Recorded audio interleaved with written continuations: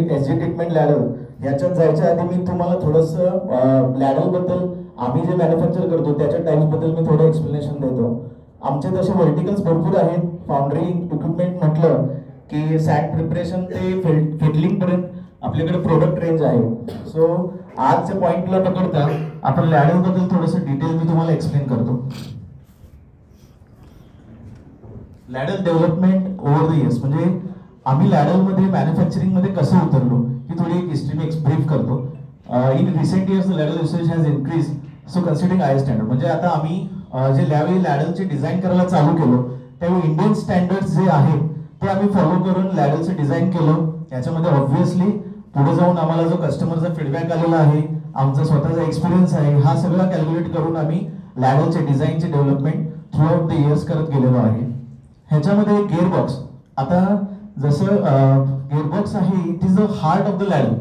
Gearbox जर व्यवस्थित असेल, गिअरबॉक्स रोटेशन, लॅडलचं रोटेशन व्यवस्थित असेल तर लॅडलचा परफॉर्मन्स तुम्हाला चांगला मिळणार आहे आणि at the end of the use तुम्हाला शेवटी प्रोडक्शन इफिशियन्सी वाढणार आहे आणि तुमच्या कंपनीची ग्रोथ होणार आहे. So this is interrelated and this is the heart of ladles. That is very important part.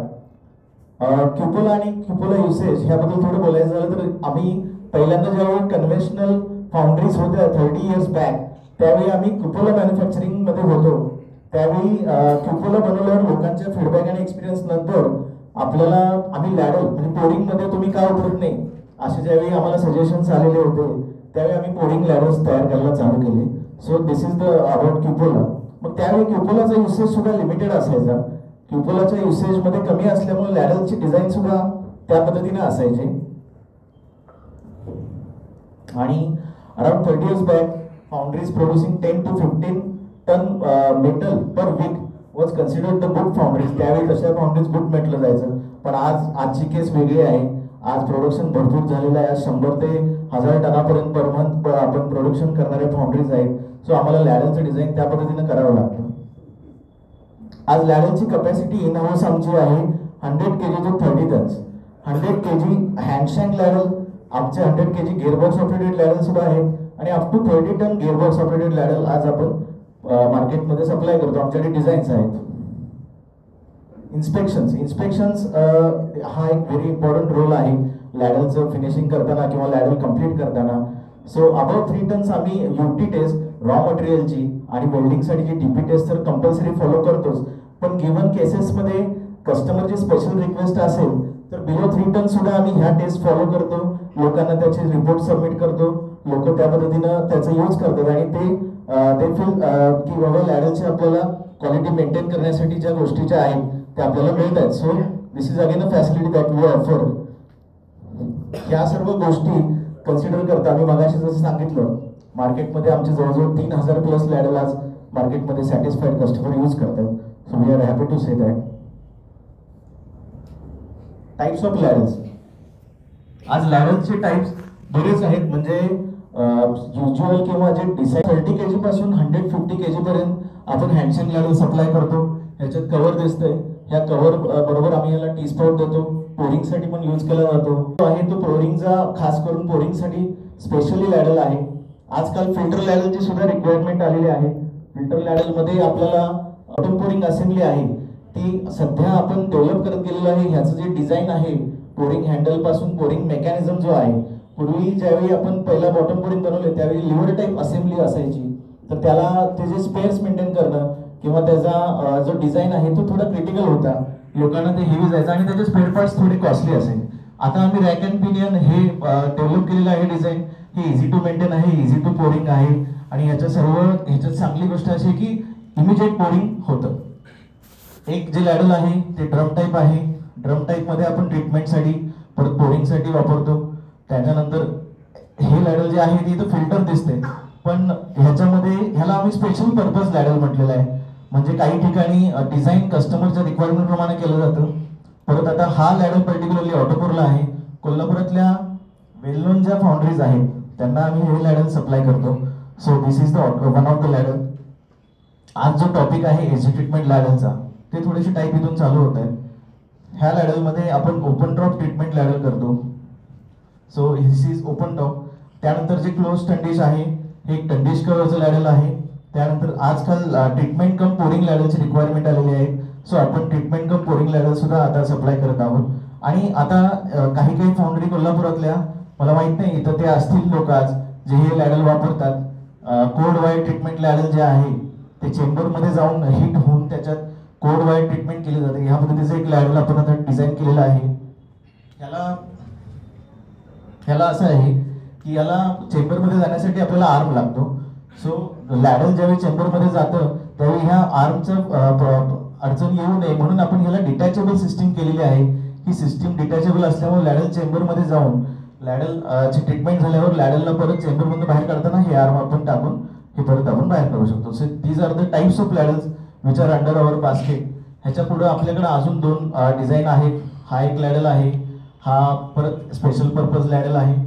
त्याच्यामध्ये सुद्धा आपण चांगल्या फॅसिलिटी म्हणजे पोरिंग बेसिन पाहिजे असेल किंवा मेटलचा इंटेक बेसिन हवा असेल तर ते डिझाईन केलेलं आहे. सो हे एक प्रकारचं लॅडल आहे. आणि आजकाल आता लाइनिंग बद्दल बोलायचं झालं तर फॉर्मर जो आहे तो थोडा वापरला जातो. आता पूर्वी जे लॅडल्स वापरायचे त्यामध्ये ब्रिक लाइनिंग कंपल्सरी किंवा जे युज्युअल प्रॅक्टिस होतं ते ब्रिक लाइनिंग होतं. पण आजकाल मेटलची क्वालिटी किंवा मेटलचं पोरिंग मेंटेन करण्यासाठी चांगलं लाईफ लॅडलचं मिळण्यासाठी त्याला फॉर्मर लोक घेतात आणि रेफ्रॅक्टिव्ह लाइनिंग करतात. सो रेफ्रॅक्टिव्ह लाइनिंगला लागणारा आम्ही फॉर्मर जो आहे तो पण आता सप्लाय करत आहे. तो एक लॅडलचं हे आहे. बाय प्रोडक्ट म्हटलं तर लॅडलचं जे आमचे कस्टमर आहेत ते आता आम्हाला प्रीहीटरसाठी रिक्वायरमेंट देतात. सो एक लॅडल प्रीहीटर हा एक प्रोडक्ट आपल्या मार्केटमध्ये आहे. या प्रोडक्टमध्ये डिझेल फायर्ड, गॅस फायर्ड म्हणजे ऑइल फायर्ड किंवा गॅस फायर्ड आपण दोन्ही प्रोडक्ट आपण सप्लाय करतो. हा हायड्रॉलिकली ऑपरेटेड आहे, इलेक्ट्रिकली ऑपरेटेड आहे. सो बोथ वेज मध्ये तुम्हाला लॅडल प्रीहीटर पण आपण सप्लाय करतो. So this is about types of product, types of ladles. Another एक टाईप आहे जो मार्केटमध्ये एसजी मध्ये कन्व्हर्टर आणि प्रेशर चेंबर आहे. हे सध्या प्रेझेंटली आपल्या बास्केटमध्ये नाही आहेत, पण असे पण काही लॅडल्स आहेत कन्व्हर्टर टाईप आणि चेंबर टाईप जे आपण मार्केटमध्ये बघतो एसजी साठी. मुव्हिंग ऑन, आजचा जो मेजर पॉइंट आहे तो SG treatment ladles and it types. So what is an SG treatment ladle असं ज्यावेळी प्रश्न विचारला जातो तर बेसिकली त्याची डेफिनेशन अशी की SG treatment ladle is used to add magnesium to molten iron to make it more ductile. तर एसजी ट्रीटमेंट लॅडल मध्ये ट्रीटमेंट केली जाते adding magnesium, ferro magnesium alloy आणि त्याची डक्टिलिटी मेटलची वाढवली जाते. So this is the major point which SG treatment ladle follows. पुढे गेल्यावर एसजी ट्रीटमेंट लॅडलचे टाइप्स मगाशी मी एका फोटोमध्ये तुम्हाला ओव्हरऑल टाइप्स शेअर केले, पण आता प्रत्येक पॉईंटचं थोडंसं डिटेल सांगूया. हा जसा लॅडल आहे ह्यामध्ये ओपन टॉप ट्रीटमेंट लॅडल ह्याला म्हणतो आपण की एसजी ट्रीटमेंट लॅडलमध्ये ओपन टॉप. पण हे अगेन जसं म्हटलंय कॅल्क्युलेशन जे आहे हे एसजी ट्रीटमेंटसाठी जे बेसिक कॅल्क्युलेशन आहे H is equal to 2D, कारण त्याच्यात जनरेट होणारा स्लॅग वाईट ट्रीटमेंट हा कंट्रोल करण्यासाठी आपल्याला हे जे डिझाईन आहे ते फॉलो केलं जातं. आणि हे ओपन टॉप. आता ओपन टॉपमध्ये काय होतं की फेरो मॅग्नेशियम जे किंवा मॅग्नेशियम अलॉय ॲडिशनच्या वेळी थोडंसं आपल्याला मेटलच्या फ्यूम्स आणि स्पिलेजमुळं जो काही प्रॉब्लेम होणार आहे तो थोडासा लॉस ह्याच्यामध्ये कंट्रोल करता येत नाही. व्हाईल मुव्हिंग अहेड सेकंड लॅडल जे टंडिश कव्हर्ड लॅडल आहे त्याच्यामध्ये फ्यूम्स आणि स्पिलेज जे आहेत ते कंट्रोल होतात आणि त्यामुळे आपल्याला मेटलची प्रॉपर्टी चांगली मिळते आणि recovery percentage is good. So in this SG treatment ladle MG consumption less होतं आणि आपल्याला चांगल्या प्रॉपर्टीज प्लस चांगलं casting without to avoid porosity and casting defect आपल्याला इथं चांगलं मेटल मिळतं. थर्ड टाईप आहे SG treatment cum pouring ladle. तर आज SG treatment cum pouring ladle म्हणजे काय, तर त्याला पूर्वी काय व्हायचं की आपल्या जनरल प्रॅक्टिस असं होतं की ट्रीटमेंट लॅडल हा एक कन्सेप्ट झाला, त्याला ट्रान्सफर लॅडलमध्ये मेटल घ्यायचं ट्रीटमेंट झाल्यावर आणि त्यानंतर आपण पोरिंग लॅडलमध्ये ते घ्यायचो पोरिंगला जाण्यासाठी. So avoiding this process and this time because SG treatment ladle has a standard pouring time of 7 to 8 minutes. 7 ते 8 मिनिटांमध्ये स्टँडर्ड असं सांगतं की ते मेटल अनपोर झालं पाहिजे, कास्टिंगमध्ये ओतलं गेलं पाहिजे. सो हे अवॉइड करण्यासाठी आज मार्केटमध्ये लोक रिक्वेस्ट करतायत आणि आम्ही सप्लाय पण केलेला आहे. टी स्पाउट आहे प्लस फिल्टर आहे. सो ज्या पद्धतीची रिक्वायरमेंट आहे त्या पद्धतीनं हे लॅडल सप्लाय केले जातात. जसं म्हटलेलं आहे की याच्यामध्ये हीट लॉस सुद्धा कंट्रोल केला जातो. So these are the properties of this ladle. MG cored wire treatment ladle, जसं मी मगाशी एक्सप्लेन केलं की हे चेंबर ट्रीटमेंट लॅडल असल्यामुळं ह्याला डिटॅचेबल बेलार्म आहे. ह्याच्या डिटॅचेबल बेलामुळं ते easy to proceed, easy to handle होतं. आणि ह्याच्यामध्ये देव स्टेशनरी टंडिश ओपन टॉप, एक प्रकारचं ओपन टॉप ट्रीटमेंट लॅडल आहे, पण त्या चेंबरमध्ये त्याला शेवटी टंडिश वगैरे हे दिलेलं असतं. So this is one of the type. आज कस्टमायझेशनमध्ये गेलं तर बेसिक प्रॉपर्टीज त्याच्या फॉलो करून की त्याचा डायरेक्ट टू हाईट जो रेशो आहे तो फॉलो करून त्याला कसं कस्टमायझेशन केलं जातं. म्हणजे कस्टमरला काही लॉकिंग सिस्टीम एक्स्ट्रा हवे असेल, काही वेगळ्या प्रकारचे कवर पाहिजे असतील. आता इथं हा एक स्पेशल पर्पज SG लॅडल आहे. ह्याच्यामध्ये आम्ही इथं त्यांना स्पेस दिला होता फॉर SG ट्रीटमेंट ॲडिशन, म्हणजे फेरो मॅग्नेशियम ॲडिशन. सो हा एक प्रकारचा लॅडल आपण डिझाईन केला होता. सांगण्याचा हेतू असंच आहे की आपल्या डिझाईन टीमच्या सपोर्टमुळे आपण कसल्याही पद्धतीचं स्पेशल पर्पज लॅडल डिझाईन करू शकतो आणि सप्लाय करू शकतो मार्केटमध्ये. आज पुढच्या पॉईंटवर बोलायचं तर लॅडल मेंटेनन्स गाईडलाईन हा एक इम्पॉर्टंट पार्ट आहे शीटमध्ये. आपल्या प्रेझेंटेशनमध्ये आज जर आपण लॅडल्सचे टाईप्स बघितले आणि कुठलीही गोष्ट आयुष्यात, म्हणजे आपण जर एखादी परचेस घेतली, गाडी असेल किंवा मोबाईल असेल किंवा व्हॉटेवर, तर त्याचा मेंटेनन्स हा येतो. मग त्याला मेंटेनन्स का करावा लागतो तर ह्याच्याबद्दल आपण थोडंसं बोलूया. पहिली शीट आहे रिझन्स फॉर मेंटेनन्स. आता आपण लॅडल आणि लॅडलच्या अवतीभोवतीची जी एन्व्हायरमेंट आहे ज्यामध्ये आपण काम करतो त्याबद्दल थोडं बोलूया. तर लॅडल हार्मफुल एन्व्हायरमेंट म्हटलंय आम्ही. याचा अर्थ असा आहे की फाउंड्री ही जी एन्व्हायरमेंट आहे ही डस्ट क्रिएटिव्ह किंवा हजार्डस, टेम्परेचर क्रिएटिव्ह अशी ही एन्व्हायरमेंट आहे that is harmful not even to human being, to also the products which are use there. मग एक्झाम्पल लॅडल असू दे किंवा तिथले असणारे hydraulic, electric, each and every part should be म्हणजे टेकन केअर ऑफ. त्यामुळं हार्मफुल एन्व्हायरमेंट आहे. सो ह्याचा अर्थ असा आहे की due to this we need to maintain the लॅडल. Natural cycle, जसं मगाशी सांगितलं मी की प्रत्येक गोष्टीला एक नॅचरल एक्सपायरी म्हणू शकतो किंवा एक मेंटेनन्स येण्याची एक जी टायमिंग असते ती एक नॅचरल लाईफ आहे. सो नॅचरल लाईफ सुद्धा मॉनिटर करून आपल्याला त्याच्याबद्दल मेंटेनन्स जे शेड्यूल आहे ते फॉलो केलं पाहिजे. So this is the natural cycle. Overuse and overload. आता आपल्या इथे कसं आहे, काही लोकांना ओव्हर प्रॅक्टिस आहे की 500 kg 1 टनचं लॅडल सप्लाय केलं तर 1 टनच्या लॅडलमध्ये ते 1100 किलो 1200 किलो असा माल घेतात. सो हे त्यावेळीची वेळ निघून जाते, पण कुठंतरी ते गिव्हन कॅपॅसिटीच्या जास्त वापरल्यामुळं त्याच्या गिअरबॉक्सवर होणारा जो लोड आहे तो तुम्हाला त्याची लॅडलची लाईफ तो रिड्यूस करणार आहे आणि फ्युचरमध्ये जाऊन त्याचा परफॉर्मन्स सुद्धा कमी करणार आहे. सो ओव्हरयूज आणि ओव्हरलोड असणं हे बरोबर नाही. 14 पॉईंट आहे mishandling. The ladle is not properly handled by the users. युजर्सना जे एंड युजर्स आहेत तर प्रत्येकाला ट्रेनिंग असणं गरजेचं आहे.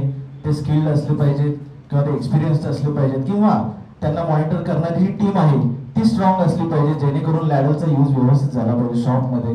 So this is one of the point. Not attended by right person. याच्यामध्ये असं सांगायचं आहे की ज्यावेळी लॅडल मेंटेनन्सला घेणार आहे आपण किंवा त्याचे काहीतरी स्पेस बघणार आहे किंवा त्याचा येणारा प्रॉब्लेम आपण मॉनिटर करण्यासाठी त्याला पुढे घेणार आहे, त्यावेळी तो माणूस आहे तो एक्सपिरियन्स असावा किंवा स्किल्ड असावा जेणेकरून त्याला कुठल्या SOPनं किंवा कुठल्या प्रोसेसनं ते लॅडल चेक करायचं आहे हे त्याला माहीत असणं फार गरजेचं आहे. That is right person. Ignorance, negligence, poor preventive measures taken. Negligence म्हणजे काय की आता आपण गाडी सुद्धा ज्यावेळी ऑइल बदली करायची असते किंवा काय असते आपण अजून करू नंतर करू करत त्या गाडीची कंडिशन डिटोरेट होते, इंजिनची कंडिशन डिटोरेट होते, आपलं छोटं काम आहे ते मोठं होतं. सेम ह्या कंडिशनमध्ये आहे. ज्यावेळी ऑपरेटर किंवा तिथला युजर आहे तो सांगतोय की लॅडलचा बॅकलॅश मला जरा जास्त वाटतोय, लॅडल रोटेट करायला मला लोड येत आहे, तर त्यावेळी त्यावेळी ते अंडरटेक करणं आणि त्याला तिथेच ऑपरेशन करायला घेणं हे महत्त्वाचं आहे. अदरवाईज त्या लॅडलची कंडिशन नंतर जाऊन डिटोरिएट होणार आहे. So this is about negligence. आज काही पॉईंट्स अजून त्यामध्ये ॲडेड आहेत. जो पॉईंट आहे लाइनिंग. लाइनिंग हा एक इम्पॉर्टंट पॉईंट आहे. जसं मी गेअरबॉक्स बद्दल बोललो मगाशी तसंच लाइनिंग हा सुद्धा एक इम्पॉर्टंट पार्ट आहे. लाइनिंग हे इव्हन असणं गरजेचं आहे. कुठल्याही साईडला कमी जास्त नसतं. म्हणजे आता ह्याच्यासाठी फॉर्मर यूज केला तर दिस इज वेल अँड गुड, पण ब्रिकचं जे प्रॅक्टिस आहे ते बरोबर असणे, त्याचं इन्स्पेक्शन होणं गरजेचं आहे की प्रत्येक साईडला ते इव्हन झालं आहे का. कारण जर कुठल्या साईडला कमी झालं असेल गिव्हन एक्सपेक्टेड लाईन, तर तिथं 100% हॉटस्पॉट डेव्हलप होण्याची शक्यता आहे आणि लॅडर ते पंक्चर होण्याची शक्यता आहे. मग शेवटी जाऊन त्याचा मेटल लॉस आणि लॅडरची लाईफ तुमची डिक्रीज होणार आहे. So this is the point. Not maintaining extra space. Extra space जे आहेत ते कायम मेंटेन असणं गरजेचं आहे. कुठल्याही गोष्टीसाठी आपण जर आयुष्यात आपल्याला जर काय म्हणजे घरातली सुद्धा गोष्ट असेल तर आपण एका दिवसाचंच रेशन भरत नाही, आपल्याला महिन्याचं रेशन भरलं जातं. याचा अर्थच तो आहे की आपल्याला गिव्हन सर्टन अडचणीसाठी ते आपण रेडी असावं. सेम कंडिशन लॅडलमध्ये आहे. लॅडलमध्ये सुद्धा ज्यावेळी लॅडल हा असा प्रोडक्ट आहे जो कायम हाय टेम्परेचरला वापरला जातो. सो यू नेव्हर नो की त्याला कधी कुठलीही प्रॉब्लेम येऊ शकतो. So always it's good to have spares in your stock. So कायम स्पेअर्स त्याच्या स्टॉकमध्ये ठेवले पाहिजे. SOP स्टँडर्ड ऑपरेटिंग प्रोसिजर जी आहे ती आपण लॅडलला देतो. प्रत्येक आपल्या लॅडलच्या सप्लाय बरोबर आपण एक SOP देतो. त्या SOP मध्ये किंवा लोकांना माहिती असतं, हे प्रॅक्टिस असतं, तुम्ही सगळेजण फॉलो करता आपल्या कंपनी. सो ती SOP आहे ती मेजरली प्रत्येक वेळी वापरलीच पाहिजे आणि त्याचं फॉलो केली पाहिजे, ही एक रिक्वेस्ट आहे. पुढं मेंटेनन्स जर केला नाही तर काय काय रिस्क असोसिएटेड आहेत मेंटेनन्सशी रिलेटेड, त्याच्याबद्दल थोडे पॉईंट्स आहेत. We are talking about accidents. आता ॲक्सिडेंट्स ही अशी गोष्ट आहे की जी एकदम शेवटची गोष्ट आहे, वर्स्ट गोष्ट आहे जी फाउंड्रीत व्हावी. कारण जर लॅडलचा ॲक्सिडेंट झाला तर सगळ्यांना माहिती आहे काय होतं. बऱ्याच जणांनी कोल्हापूर सुद्धा अशा केसेस झालेल्या आहेत ज्या आपल्याला भरपूर म्हणजे लोकांनी बघितलेल्या आहेत आणि ज्याचे इफेक्ट्स काय झाले ते सुद्धा बघितलेले आहेत. तर ॲक्सिडेंटमध्ये पहिला काय होतं, ह्युमन कॅज्युअलिटी तर होतेच, लोकांना म्हणजे मॅन प्रॉब्लेम किंवा मेजर हेल्थ प्रॉब्लेम तर होतोच, पण damages the environment around the ladle. Ladle ज्या स्टेजला काम करतोय तिथं असणारी जी अवतीभोवती जी एन्व्हायरमेंट आहे त्याच्यामध्ये मोल्डिंग लाईन आहे किंवा तुमचे ऑपरेटर हँगर आहे किंवा त्याच्या साईडला असणारी hydraulic electric each and every part तो सगळा डॅमेज होणार आहे आणि आपल्याला परत जाऊन त्याचं रिकंडिशनिंग आणि रिस्टेटला आणणं हे अवघड जाणार आहे. त्याच्यात होणारा कॉस्ट आणि टाइम जो वेस्टेज आहे तो जास्त असणार आहे. So this is due to accident. Worker fitting. तर मेंटेनन्स नाही केलं तर वर्कर फटिंग. मी जसं मगाशी म्हटलो की लॅडलचं जर ऑपरेशन रोटेशन आहे ते अनइव्हन असेल आणि जर वर्करवर त्याचा जर लोड येत असेल आणि ही इज कंप्लेनिंग, सो आपण त्याच वेळी ते ॲड्रेस केलं पाहिजे. अदरवाईज वर्कर फटिग वाढणार आहे आणि ते शेवटी जाऊन तो तुमचा प्रोडक्शन लॉस होणार आहे, लॅडलचा यूज व्यवस्थित होणार नाही. डिक्रीज प्रोडक्शन इफिशियन्सी जी बोललो. परत शॉर्टन लॅडल लाईफ. लॅडलची लाईफ आहे ती सुद्धा मेंटेनन्सवर फार डिपेंडंट आहे. लॅडल आजकाल लोक इतकं रफ वापरतात की 6 महिन्यात 1 वर्षात किंवा 2 वर्षात सुद्धा ते खराब होतं. आणि असे पण आमचे कस्टमर आहेत जे 4-4, 5-5, 6-6 वर्ष सुद्धा वापरतात. त्यांच्याकडे मेंटेनन्स वगैरे आहे तो फॉलो केला जातो. सो प्रत्येकानं आपापल्या ठिकाणी ही काळजी घेतली पाहिजे की मेंटेनन्स हा प्रॉपर आहे का किंवा आपल्याला अजून त्यात काय ॲडेड पॉईंट्स घालायचे आहेत का, हे थोडं इम्पॉर्टंट आहे. आज जो आजच्या टॉपिकचा जो पुढचा पॉईंट आहे तो आहे प्रिव्हेंटिव्ह मेंटेनन्स. आता मेंटेनन्स म्हणजे काय, तर ॲज अ मॅन्युफॅक्चरर किंवा ॲज अ लॅडल सप्लायर आम्हाला जे वाटतं ते थोडे पॉईंट्स मी इथं प्रेझेंट करतो. त्याच्यामध्ये फर्स्ट ऑफ ऑल गिअरबॉक्स आहे. मगाशी सांगितल्याप्रमाणे गिअरबॉक्स हा हार्ट ऑफ द लॅडल आहे. Gearbox plays very important part in giving the good results of ladle. So regular inspection, गिअरबॉक्सचं रेग्युलर इन्स्पेक्शन असणं गरजेचं आहे. त्याच्यामध्ये व्हिज्युअल चेक असेल, अलाइनमेंट असेल, बोल्टिंग अँड फास्टनर असतील. व्हिज्युअल चेक म्हणजे काय, तर त्याची जी गिव्हन कॅप आहे ती कॅप उघडून आपल्याला त्या स्पेअर्सचं 15 डेजची सायकल जी आम्ही सांगतो ती कॅप उघडून त्याचे गिअरबॉक्सच्या आतले वर्म व्हील आणि वर्मशाफ्ट जे पार्ट आहेत ते वेअर आउट झालेत का, कुठं नॉर्मल त्याला व्हेरिएशन आलेलं आहे का, हे फॉलो बघणं फार गरजेचं आहे. जरी प्रॉब्लेम नसेल तरी हे बघणं फार गरजेचं आहे. Greasing and lubrication. Check oil levels, oil quality, use the correct lubricant type. काही आता आजकालचे गिअरबॉक्स आहेत ते ऑइलिंग पण आलेले आहेत, तर त्यावेळी आपल्याला ऑइल लेवल्स किंवा ऑइल क्वालिटी बघणं गरजेचं आहे. आता ऑइल क्वालिटी म्हणजे काय, तर हाय टेम्परेचरला काम करत असल्यामुळे ते ऑइल आहे ते आपण त्याच ग्रेडचं वापरलं पाहिजे. अदरवाईज ते तिथं मॅच नाही झालं तर 100% तो पण आपल्या स्पेअर्सना प्रॉब्लेम होणार आहे. Monitoring noise vibration during a non working day and debris. म्हणजे ह्याचं काय म्हणलं की बाउंड्रीच्या एन्व्हायरमेंटमध्ये रोज एवढा नॉईज असतो की लॅडलमध्ये काहीतरी ॲबनॉर्मल आवाज येत असेल तर तो आपण ऑब्झर्व करू शकत नाही. तर त्याच्यासाठी जो मेंटेनन्स आहे किंवा जो रिपेअर आहे तो नॉन वर्किंग डेलाच असणं गरजेचं आहे. ज्यावेळी त्यांना त्यातलं नॉईज व्हेरिएशन आणि कुठं ब्रश होतंय कुठं फ्रिक्शन वाढतंय ह्या गोष्टी लगेच चेक करता येतात. Gear and bearing check. Inspect gears and bearings for wear and tear. Measure and adjust the backlash. ज्यावेळी लॅडल लाईनवर असतो त्यावेळी ऑपरेटरला बॅकलॅश वगैरे जाणवत असतो तर त्यावेळी बेरिंग्स आणि गिअर्स चेक करणं गरजेचं आहे. हा पॉईंट वरच्या फर्स्ट पॉईंटशी ॲक्च्युली रिलेटेड आहे गिअरबॉक्स इन्स्पेक्शनसाठी. तर त्यामध्ये बेरिंग सुद्धा जे वापरलेले आहेत ते हाय टेम्परेचर बेरिंग्स आहेत ते त्या पद्धतीनेच वापरले पाहिजेत. रेग्युलर किंवा टाइम बिंग बेरिंग जर घातले तर परत ते स्पेअर्सला डॅमेज करणार आहे. Seal and coupling maintenance. Check oil seals for wear. Inspect couplings for alignment and tears. Coupling जिथं जिथं आहे जिथे जिथं सील्स आहेत ते सील्स बरोबर बसलेले आहेत का कायम चेक करणं गरजेचं आहे. हा पार्ट एक SOP मध्ये येतो. SOP फॉलो केली तर 100% हे पॉईंट सुद्धा चेक केले जातात. So this is one of the point. Overhaul and repair. लॅडलची लाईफ गिअरबॉक्सची लाईफ किती आहे आणि आज आपण रिप्लेस करून त्याची शेलची जी बाहेरची जी प्रॉपर्टी आहे ती आपण पूर्ण संपलेली आहे वापरलेली आहे थोडंसं डिसाईड करणं गरजेचं आहे. तर त्यावेळी त्याला ओव्हरऑल येतो. मग ओव्हरऑल आणि रिपेअर जे आहेत ते आपण करायला पाहिजे त्यावेळेच्या लॅडलचे. पुढचा पॉईंट आहे visual inspection for nut bolts racks and ladle body. तर ह्याच्यामध्ये आल्या शॉपवर पहिल्यांदा मॉर्निंगला युजरने किंवा त्याच्या सुपरवायझरने त्या लॅडल्सवर काही ॲबनॉर्मल क्रॅक डेव्हलप झालेत का त्याचे नट बोल्ट सगळे इनलाईन आहेत का हे सगळं चेक करणं फार गरजेचं आहे. So this is visual inspection. Lining बद्दल आपण मगाशी बोललेलो आहे. लायनिंग जे आहे ते अनिवन नसणं चुकीचं आहे. तर त्यामध्ये आपल्याला GA ड्रॉइंग जे आम्ही तुम्हाला डिझाईन दिलेलं असतं त्यामध्ये गिवन जे स्पेसिफिक लायनिंग आहे तेच फॉलो केलं तर लॅडलची लाईफ परत चांगली वाढते. Movement of the bell arm. Bell arm जो आहे म्हणजे जसं फोटोत दाखवले जो आर्म आहे तो एक मेजर रोल प्ले करतो लॅडलला शिफ्ट करण्यात. To avoid damage and failure of the gear box make sure to rotate the bell only with the help of the crane. काही फाउंड्रीजमध्ये असं प्रॅक्टिस आहे की लोक ज्यावेळी बेलार्मची पोझिशन अशी असते हॉरिझॉन्टल असते ते गिअरबॉक्स आणि एखाद्या ऑपरेटरच्या सपोर्टनं त्याला वर उचलतात. तसं न करता आपल्याला क्रेनचा सपोर्ट घेतला तर 100% त्याच्या स्पेअरची लाईफ वाढणार आहे किंवा एखादा वर्म व्हील ॲबनॉर्मली क्रॅक होणार नाही आणि त्याची जी क्वालिटी आहे ती मेंटेन केली जाईल. So always help of the crane घेतली पाहिजे. लॅडल प्लेसमेंट. ज्यावेळी मेंटेनन्स करायचा आहे गिअरबॉक्सचा किंवा आपल्या स्पेअर्सचा बदलायचा आहे किंवा एखादं इन्स्पेक्शन करायचं आहे लॅडल हे कायम स्टॅटिक पोझिशनला आणि फ्लोअरवर ठेवलेलं असायला पाहिजे. हँगिंग पोझिशनमध्ये लॅडल जर इन्स्पेक्ट केलं तर त्याला परत प्रॉब्लेम येण्याची शक्यता आणि ते रिस्की असू शकतं.